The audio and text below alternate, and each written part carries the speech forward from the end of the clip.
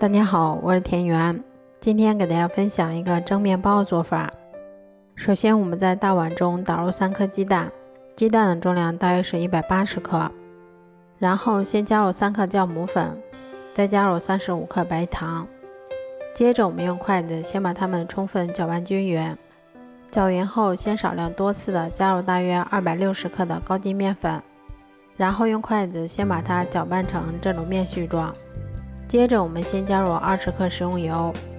然后再把它移到面板上，像搓衣服一样继续给它揉搓10分钟左右。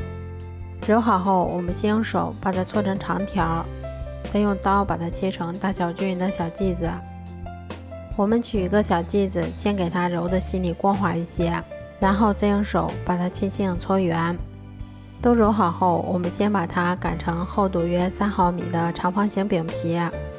然后我们在表面先摆放一些葡萄干，接着我们再像这样先把它从一头慢慢的卷起来，像这样我们的生胚就做好啦。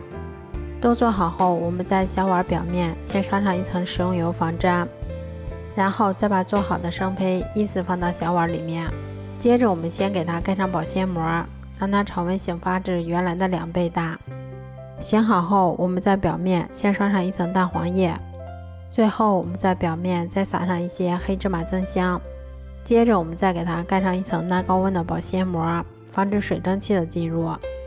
都做好后，我们再把它冷水上锅，开锅后用大火蒸40分钟左右就可以啦。